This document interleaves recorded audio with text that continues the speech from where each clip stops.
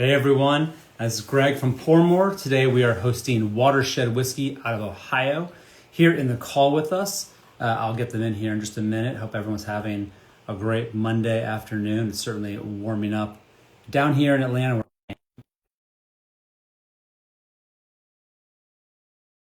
Today we've got two bottles coming in from Watershed. We'll be looking at the 4-year straight bourbon whiskey, as well as the yellow labeled uncut unfiltered bourbon.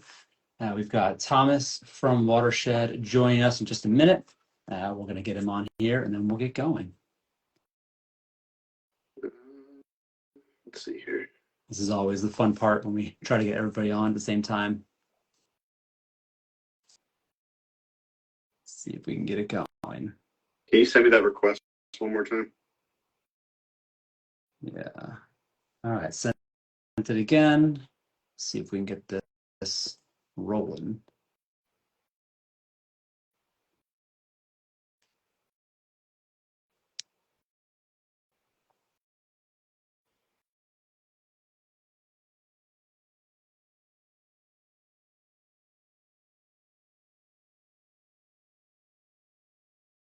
Actually, let me see. Here we go. Watershed joined the meeting.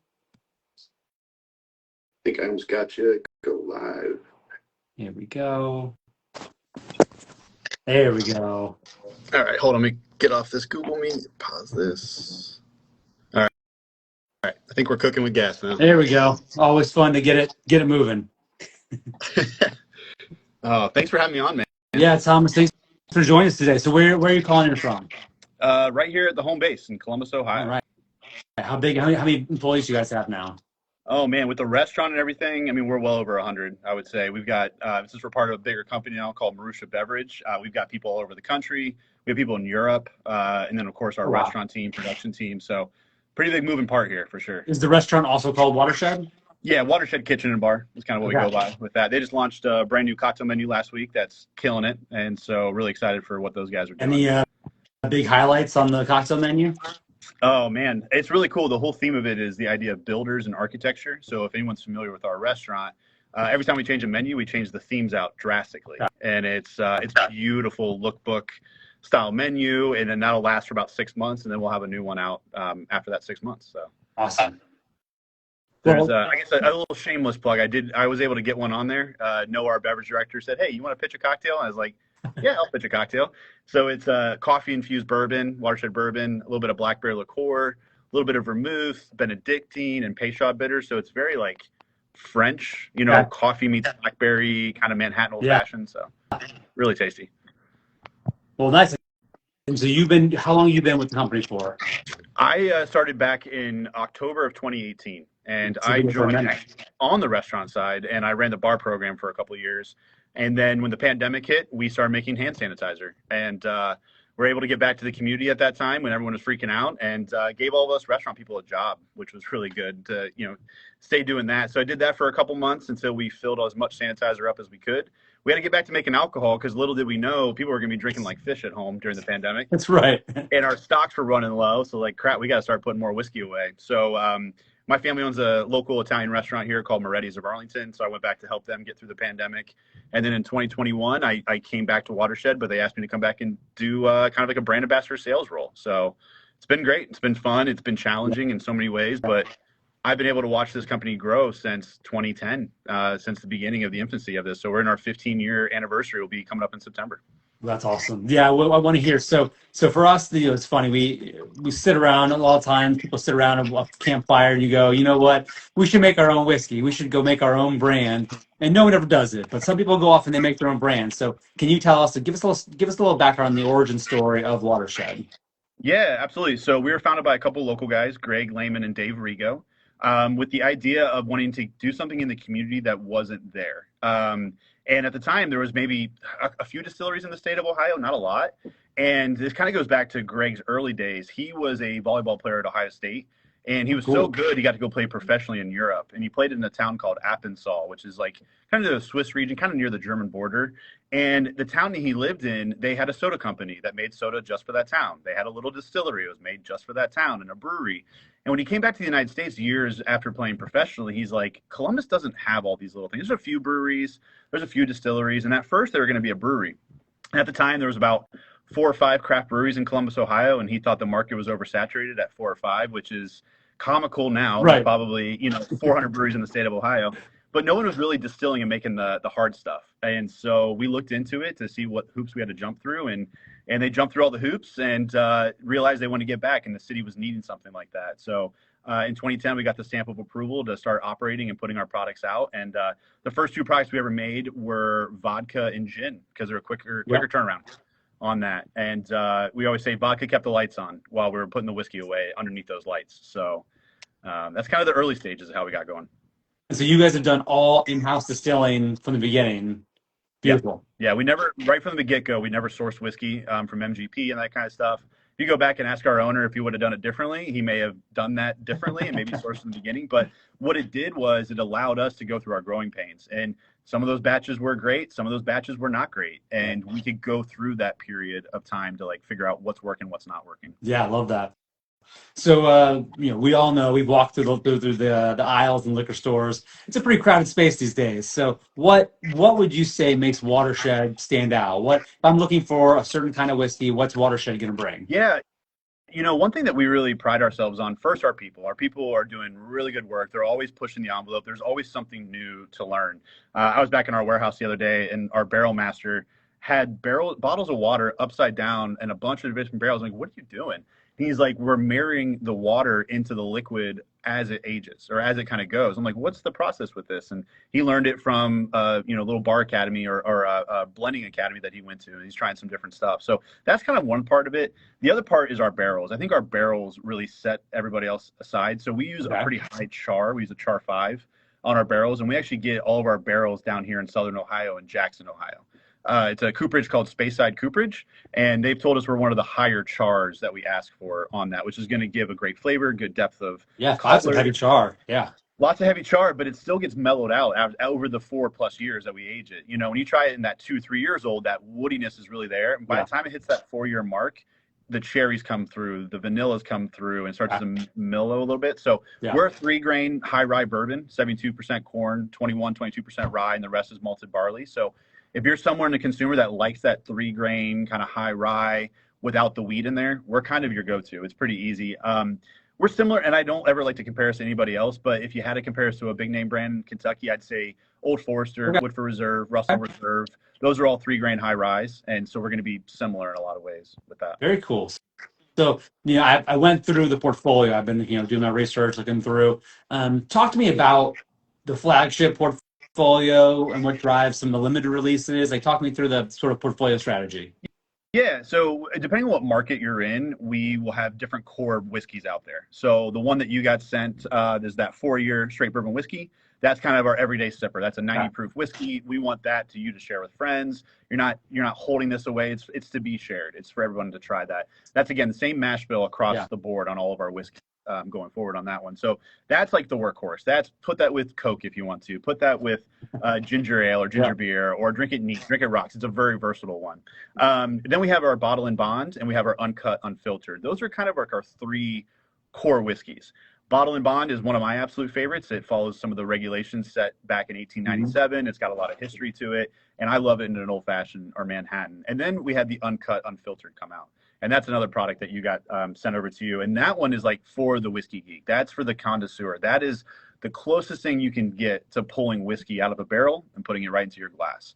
It adds all those delicious textures, all those fat solubles get left behind. So those are our core 3, all different proofs that all same mash bill, but they do all have some very distinct flavor characteristics in mind. It is all the same mash bill. It's the same juice going in, just different ways of seeing it through its conclusion. Correct. Yeah. Got it. Different, same mash bill, different parts of the warehouse we pull these barrels from, and the amount of barrels we blend changes depending on that product. That straight 4-year has a bigger blending. The uncut and the bottle and bonds are way smaller blends on that. Where is the honey spot in your rick house?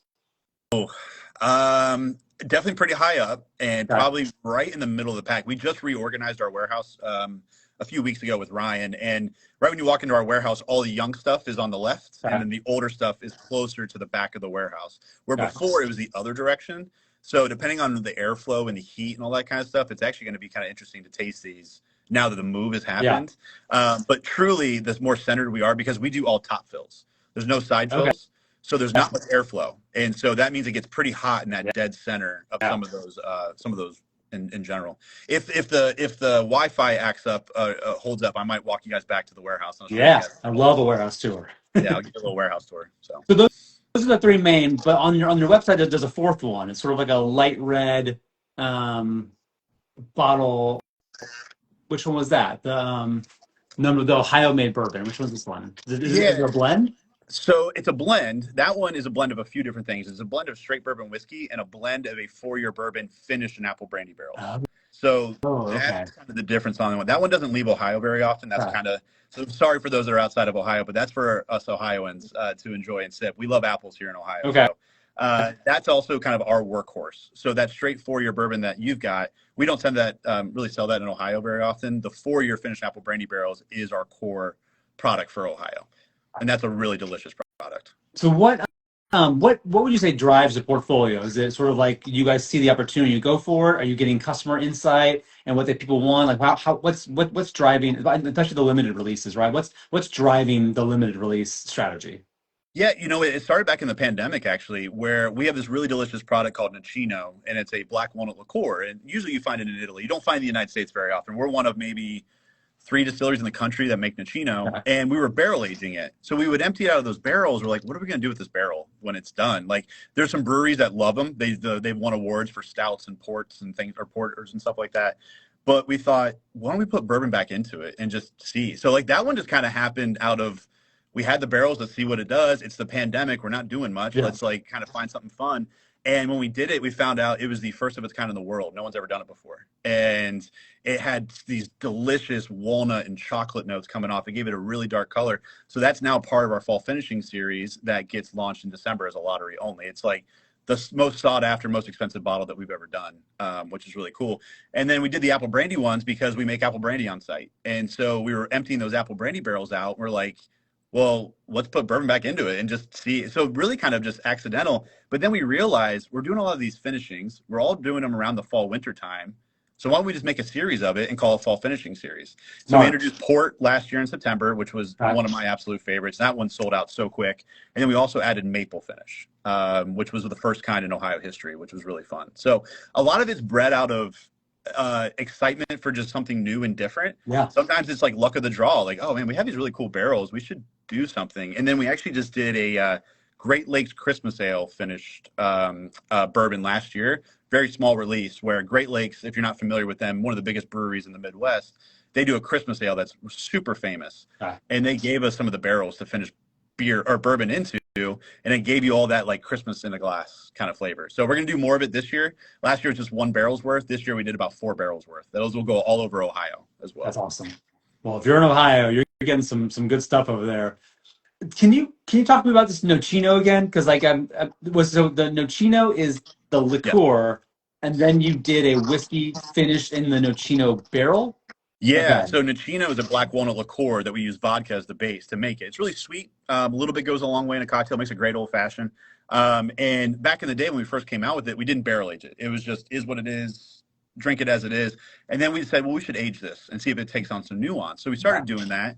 And then from there, we're like, well, let's put bourbon into it. And kind of that's how the progression went. But it's really comes in a little small bottle. I don't know if I have actually. Hold on one second. So is this the What the little fall bottle finishing? I see it. Okay. So this is the liqueur. You can see how dark That's that is. that's the Nocino liqueur. Yep. Yeah. So it's jet black. It's got vanilla and spices and citrus and caramels and all that stuff added to it. And then we empty that barrel out completely, and we put a 4-year bourbon, 4 to 5-year-old bourbon in there to let it rest. Got it. And that's the fall finishing series, the bourbon finished in the Nocino barrel. Got it. Okay. Correct. Yeah. So that one's, I think, one of the coolest things we make in our distillery, hands down. That's pretty amazing. The especially to finally be the first one in the world to ever kind of try that. Like that's kind of true, kind of product innovation there, kind of trying something new and bringing it through. We had someone who was a fan of the maple finish in the comments down here. Yeah. And someone else has had the Nocino finish. So clearly you got some good fans who are listening in today. Yeah, the maple was really cool. I'll tell you what, we tried a lot of other maple finished whiskeys out there, and we all said we don't want to taste like that. I'm not going to name names of what those products were, but those on the call can probably attest. There's a few out there that just taste like straight up maple syrup pancakes, Yes. where you have one, you're like, I that's a I little too know. sweet. I think I know the one you're talking Yeah. about. Yeah. And so we thought we want this to be bourbon first and foremost. We want people to try this and know it's bourbon, but the little bit of a finish on there, we're like, oh, there's the maple. It's there, And you can have fun with a cocktail and stuff like that. So I think our production team nailed it on that. And I think that process is going to get better and better as well. How much do you make of the fall finishing series? Oh man. It depends on which one. The apple brandy finish and Nocino finish, because we've been doing it for a while now, we've been putting more barrels away of that. Versus the maple and the port was a lot smaller. I want to say the port, we maybe only had 6 barrels worth of that one. Whereas the Chino finish, we might have had like 10 to 12 barrels on that one. But the thing is, we may only sell, let's call it 2,000 bottles, but we usually have 7 to 10,000 lotteries and entries for that. So if you get a bottle and you're lucky to win one, that's great. For those that miss out, keep applying, keep doing that, and hopefully you'll win one day. So all those bottles are done by lottery. Not two of the four. Two of the four. Okay, but you're getting 7,000 entries for 2,000 bottles. That's a pretty fought after bottle. Oh yeah, and then the one that we do, which I don't know if I have it, we do a rye as well, barrel strength rye. That one is usually always in February. I think we're moving the date back on that one, but that's a lottery only, 1 barrel at a time. That one's only like 140 bottles. It is the hardest one to get. The one that's coming out will have an 8-year age statement on it. It'll be the first time we've ever put an 8-year age statement on any of our whiskeys. And it's barrel strength. So an 8-year barrel strength rye coming out of Columbus, Ohio. And that'll only be in Ohio? That one will be for now. Yeah, the goal is that maybe we'll have an everyday rye at some point. But for now, this is like our experimental. We're practicing a little bit, trying to get it out. But if you can get your hands on it, it's worth every penny, and it's worth every drop of liquid. It got double gold at San Francisco, I believe, in 2023. Which was awesome. You guys are bringing some fire out there in Ohio. Yeah. The Ohio distilling scene is really impressive, honestly. We're pretty close to Kentucky, so we get similar weather and climate, similar water systems and stuff like that. But it's Columbus has got some heavy hitters as far as distilleries go here. So that leads to a question, right? Has it always been that way? Has Ohio always had this kind of background with it kind of having that kind of northern Kentucky geography, right? Why has there not been more? That's a great question. I think a lot of it has to do with Prohibition. If for those that don't know, Prohibition originated here in Ohio. We could think western, the northeast suburb of Columbus. If you go there, there's actually a Prohibition museum there because they moved out of New York and moved it there as far as the headquarters go. So I think because of that, there was a lot of archaic laws that were still in place come Prohibition. So for instance, we have a restaurant on site. We were not allowed to operate with a restaurant or tap room after Prohibition. It was one of the laws. And we actually had to go to Congress to help pass some of that legislation. So we became the first distillery in the state of Ohio to actually have a restaurant here on site. So you guys were really fighting against some heavy headwinds in Ohio. It's fascinating. I know my geography pretty well, but I never thought about the fact that Ohio should have kind of the same opportunity as Kentucky, but the legal structure has made it impossible. Yeah, it's made it really tough, but I tell you what, our founders have been really forefront with it. They've gone to Congress, they've lobbied, they've helped really push the envelope. And so, I think we laid the groundwork for a lot of these other distilleries. I don't know if a lot of these other distilleries would be doing what they're doing if we didn't go through that hard work first. And, it wasn't until about probably 2015, 2016 is when you started to see other distilleries opening up and really pushing through Columbus and Northern Ohio and Southern Ohio. So up until then, from 2010 to about 2015, 2016, you didn't really see many other distilleries. And it wasn't until 2016 until now you're seeing more and more. Fascinating. Yeah. Well, thank you to the Watershed guys for bringing that forward. And look, now I'm going to have a whole new lens when I evaluate the Ohio whiskeys. Being like, all right, we need to see. I'm expecting a lot more now. Yeah, which is why, we were the first distillery in Columbus to have a bottle in bond bourbon. No one had done it before. There were the uncuts, the first in Ohio history, because no one else was able to do it. So we're like, well, what else can we do to be the first? But what else can we do that's innovation and pushing the envelope? And what does the consumer want? The consumer trends over the last 2 years, it's hard to put your finger on. really what's driving the needle. And whiskey sales were down across the country last year, Right. for the first time in a long time. Yeah. So it's like, okay, if you've got money in your pocket, you're going to go out to a store and buy. What's driving you to that on the shelf, and there's a lot of clutter out there for sure. Yeah.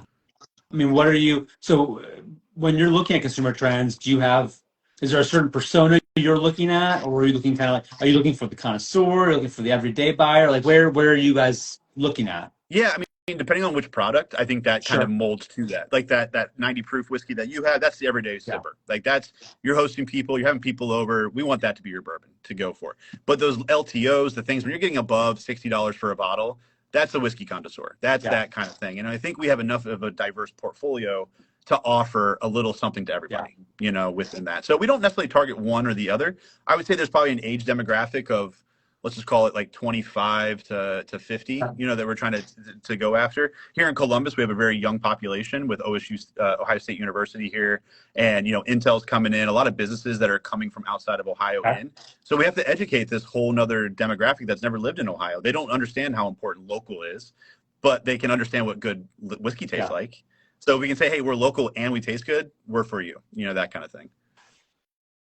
Perfect. Well, let's move from broad discussion. Let's start talking about the bottles themselves. How about that? Yeah. We've got should we start on the 4 or should we go into where do you want to start? Yeah, 4. Well, I think we start low proof because the other one's 122 proof. So warm our way up there. Yeah.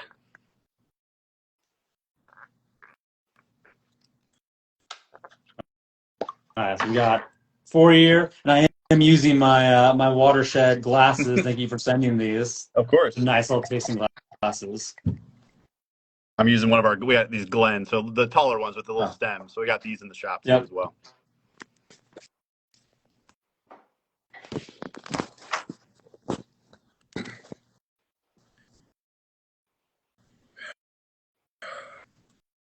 All right, so walk us through your methodology for tasting and what you see, what you taste.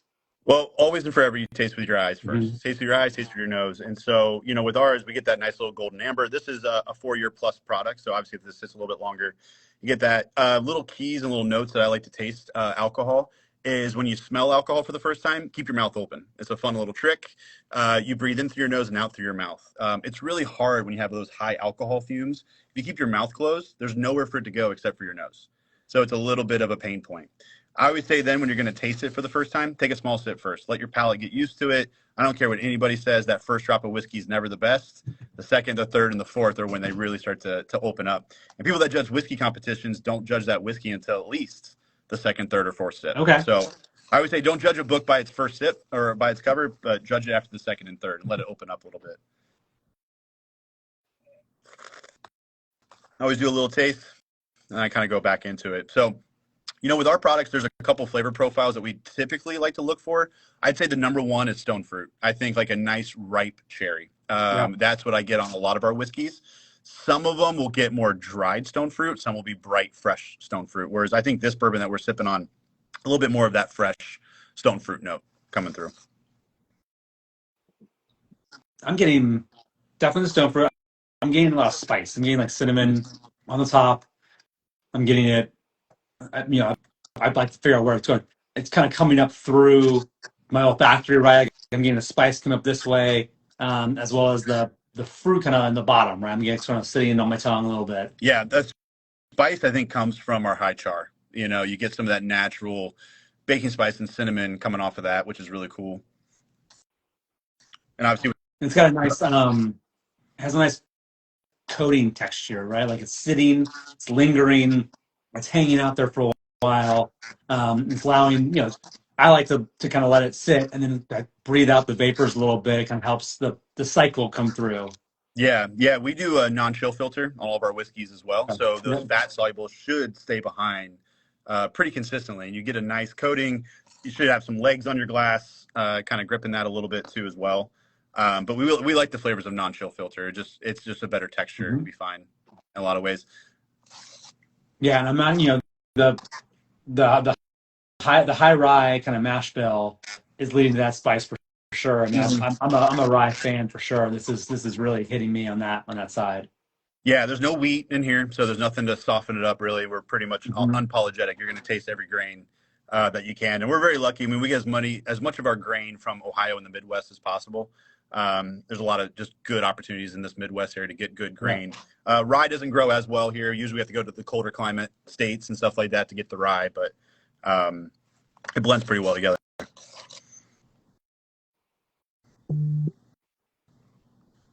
Yeah, this is great. I mean, this, again, it's the everyday sipper. It goes great in different cocktails. It goes great neat by itself, rocks, put a little drop of water, it opens up a little bit more, a little ice cube, but none of our whiskeys that we release go under 90 proof. 90 proof is the lowest. I think this is a solid everyday sipper, right? I think to your point before, I can see this being liked by a lot of different kinds of people, right? Kind of like, I want to roll in, I want to try something new. Hey, come try something on the bar. I need to make a mixed drink. I can see it going in there. The high rye characteristic as well, I think will really play well in cocktails. It cuts through, so it's not a nothing burger, right? Not just it's not some filler or well bottle. It's actually got a really nice character to it to play into, whether it's an old fashioned or something else, right? I feel like there's a lot of character in this that will pull through in the cocktails.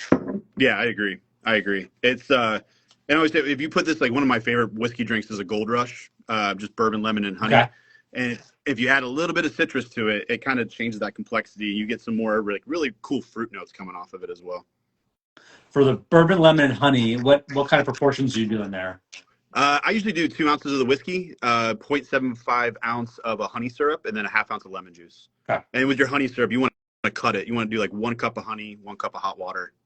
If you do straight up honey in there and you shake it and it gets cold, the honey gets too thick. It'll separate, yeah. It won't go through, versus if you thin it out a little bit, it'll emulsify into that cocktail a lot better. Is that kind of thing where so honey, warm water, you putting that on the stove? Like, are you mixing that? You don't need to. Hot water and honey, stir it till it's fully all together, and then a little bit of fresh lemon juice and bourbon. It's a great whiskey sour type of drink, and if you wanted to, you could top it with some soda water, kind of make it like a highball, and kind of thin it out a little bit more. Ginger ales goes great with it, but that's like my favorite summertime whiskey cocktail, I would say. That and a paper plane. I love a paper plane too. What's a paper plane? Paper plane is an Aperol-based whiskey cocktail, so it's equal parts bourbon, Aperol, lemon juice, and an Amaro called Amaro Nonino. It's super tasty. If next time you're at a bar, ask for a paper plane. It's super tasty. We end up having a lot of Aperol at my house for some reason. So bourbon, Aperol, and what else? Lemon juice, and then this thing called Amaro Nonino. You have to find. Yeah, all equal parts. 1 ounce or 0.75 ounce of each. Shake it up, and it's a delicious summertime cocktail. Yeah, my wife's family is very big into Aperol and Campari, so we end up having a lot of extra Aperol sitting around for various purposes. That's I love Aperol and Campari, so it's right after my heart. That's for sure. Yeah, this is a great, and this is when I went out to our intro club. So those interested, this is the kind of bottle that goes out. You're right, everyday sipper. Anyone can kind of get in on this. This is a great bottle, and I actually really love your bottle design. Yeah. I don't know if it's a custom or whatever, but there's something about it's got like a slight, I don't know, I'm gonna call it Superman build, right? It's got kind of big shoulders and it kind of comes down, but it's a nice. I view it as like a really nice Midwest bottle. I don't know why. It feels like Ohio to me. I don't know. I'm from Missouri personally, so it feels like a sturdy Midwest bottle. Yeah, those are great. And we have another type of bottle too that's like that, but a little bit wider and squattier. And like our gin goes in that, our vodka goes in that, and a couple other. Our old fashioned, we do an old fashioned in a bottle that also goes into that same type of bottle. Oh. So, you got to stand out the best that you can. I agree. I agree. I love this note on our love letter to the craft of spirit making. That's a nice little note on there. Yeah, I mean, we wouldn't be able to be where we are if we didn't understand where we came before. Like it's we push it forward, but you got to remember where you came from. Well, awesome. Well, great. Okay, so we've done the everyday. Yep. This one is the uncut, unfiltered, straight bourbon. The note down here is unmistakably bold, as the barrel intended. Yep, there's nothing to hide in this one. Yeah.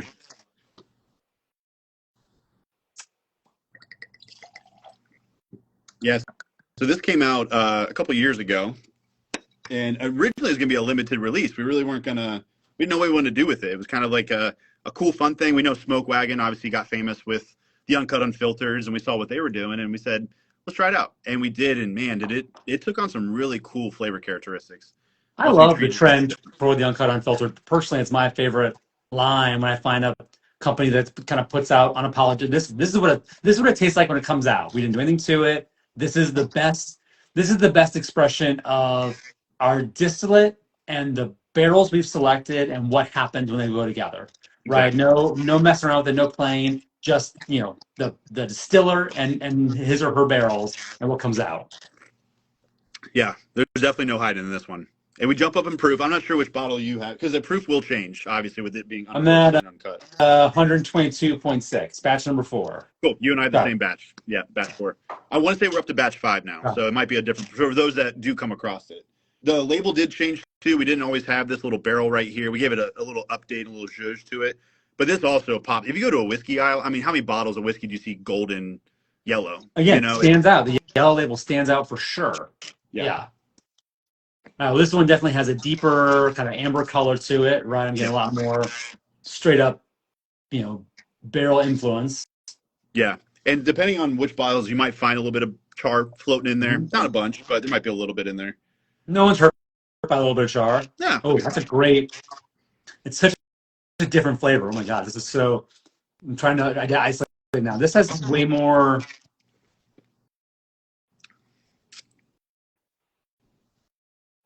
is it like, definitely spice and clove,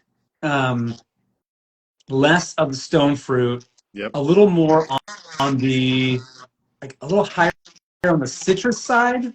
I think you're working in direction. I was going to see if you got there. So we think that it gives off this like unripe tropical fruit note. Like think like an unripe pineapple where there's some of that citrus quality in there, or like a grapefruit. Yeah. Pineapple's a great note. Yeah. Yeah, like when some people say that Woodford tastes like banana sometimes, like it's that same kind of like banana, mango, like that's there. I know that might sound weird to some people, but like we kind of get that a little bit. But then that spice note comes through, and you're like, oh no, it's still whiskey, but there's a weird like fruit note that you can't put your finger on sometimes. And the mash bill is the same, right? So the mash between this one and the previous bottle. So it's not higher rye. Nope. But I'm getting way more of the rye notes in this one. Again, that's that spice coming through on top. Yeah. I'm getting less. Is there bar? Is there? You said it's rye and barley and grain, right? And corn. Yeah, corn. just the 3. So I'm getting way less of the barley this time around, and definitely higher on the rye. Maybe some of that corn too. Maybe it's that rye corn interplay. But this is like it's just so it's just so much. It's just a very unique. It's a new. This is really good. Yeah, it's of course we go up in proof, so I always tell people, hey, higher proof. It kind of gives off an artificial spice note sometimes. But I do think it's just there more. Yeah. Just organically and stuff like that. And of course, when you add a little water to this or add a cube to it, it just changes that complexity a whole nother dimension as well. I'm getting some like light leather or tobacco kind of like a feeling on top of it as well. It's that kind of mellowing. Maybe that's the kind of fruit that I'm tasting. It's sort of like that islandy feel. Yeah. No, I totally get that. We get that leather tobacco note off of our barrels from time to time. That's not always the case, but we do notice that. So we try to blend some of those into that whiskey. We're always blending for a certain flavor profile, and that one's one that we like to pull into for sure. Yeah. So this one is available outside of Ohio, not in every state. So the states that we're in are Ohio, Michigan, Georgia, and Illinois. Kentucky, Connecticut, Jersey, New York. Wisconsin just got opened up last year. Massachusetts is opening up this month, so those that are in Mass will be in there. We're working on Indiana, hopefully sooner than later, and then we've got a few other things coming down the pipeline. So the one thing we identify is we don't want to go to every state right away because we would sacrifice product and quality. We want to be smart about it. We want to have great partners too. In every state outside of Ohio, we have to work with distributors. Here in Ohio, we do it ourselves. We don't work with distributors. So finding the right distributing partner, making sure there's that pull through. But the big states for us, I would say Georgia is probably number 2 for us. You don't need distributors in Ohio? Not us, because we are local and we're based here. We have a home base and things like that. Got it. And we've grown so large that we wouldn't need a distributor. So we're actually the largest distillery in the state of Ohio, and that's based on bottle sales. So we sell more of our alcohol across the state of Ohio than any other Ohio distillery, which is really cool. Okay. This bottle's fantastic. Right? It's special. It's something special. Yeah. The yeah, I'm hoping we can find a way to maybe we can. If you're making more of these, maybe we can find a way to get this one sent out later this year. Yeah, where are you based again? What state are you in? I'm in Atlanta. Okay. The rest of the team is in Chicago. We got team members in New York, so we're a U.S. based, but we're all spread out. Yeah, well, we're in all three of those cities and states, so you should be able to find. I think the Uncut's in all of those, so you just got to kind of hunt for it a little bit. The Bottle and Bond, which we haven't tried, might be on a few of those states, and then that straight bourbon whiskey should be hitting those states. So yeah, Georgia, Atlanta specifically is our number 2 watershed market. Got it. Atlanta is? Yeah. Okay. Yeah, we have a really great distributor, United Distribution, who we work with there. Yep. And then we have a rep on site there. His name's Jimmy Joint. So he's a great dude, and he's killing it for us out there in Georgia. So. Well, keep it up, Jimmy. He's crushing it. So Thomas, when we're getting close to the end here, when one of my favorite questions to ask is when you're not drinking Watershed, what is it that you like to drink? Oh, that's a great question. I'm a big wine guy. I do like wine quite a bit. My girlfriend's in the industry still. She works at a really awesome restaurant here in Columbus, Ohio called Chapman's. And so her and I are big wine people. And she brings bottles home from work a lot. We have some great wine shops around us, so I love seeing what's out there. So I'd say wine's probably my number 2 drink. And then I'm a big gin drinker. I love gin. I love our gin too as well. I think gin's going to have a year this year. It's just my guess. Everyone's always worried about healthy this, and gin's healthy. It's got botanicals. Yeah. It's got all these herbs and stuff. It's like a salad. It's a salad in a bottle. Yeah, and I think the gin portfolios out there are getting better and better, more versed to let bartenders really do some really fun stuff. So wine's number 1 or number 2, and then probably gin. Any kind of gin, I'm out there. If there's a cool gin I've never seen before, I'm going to pick that off the shelf, and I want to try that in a gin and soda. Give us a brand or two. Some gin that's out there that we should be looking at. We don't send out gin, so now I'm a little curious now. Yeah, I mean, I'm always looking for different barrel-aged gins because we do a barrel-aged gin. It's used with our bourbon barrels, and so I'm always looking for places that do that. I can't name anybody off the top of my head, but the one I always see, it's they either do it in a brand new char barrel or a used barrel, and the flavor differences are wild. So if you're out there looking for gin like that are finished in barrels, see if they're fresh barrels or bourbon barrels, I would say. And then, I mean, if anyone's ever tried Monkey 47, it's one of the most expensive gins out there. It is also one of the most unique gins I've ever tried in my entire life. So that's also a fun, expensive one, but a really fun one out there. Awesome. Well, so Thomas, we'll wrap up here in a second. Any last minute things you want to make sure everyone walk away with? If they're going to walk away with one note about Watershed, what should everybody walk away with? Yeah, that's a great question. I mean, I think walking away with we're going places, and we can't get there without people supporting us, whether you're buying it off the shelf for the first time. Hey, I saw you guys out there, never bought a bottle. Well, buy the bottle, try it, share it with your friends, and that's going to allow us to kind of keep doing what we're doing and push the needle a little bit more. So that's the kind of the number one thing. We're all about community. We're also about supporting our different communities. Watersheds are where communities start. If you don't know that, the name watershed ties back to community. Okay. Typically, watersheds are where bodies of water will collect, and communities and towns will pop up around those areas. So I say that Watershed is where community starts, and that's kind of who we are. And it could be your community in Atlanta. It could be this podcast. It could be anything like that. Community is different to everybody, but we want to be part of that community with you. And I think we have a lot of really great products to offer to be part of that community. That's awesome. Well, Thomas, thank you so much for joining. Again, everyone, pour more. We send out bottles every month of whiskey, bourbon, scotch, tequila, mezcal, and rum. Sign up on pourmore.com to join one of our clubs. Thank you, Thomas from Watershed, for joining us, and hope everyone has a great rest of your week. Cheers, everybody. Cheers.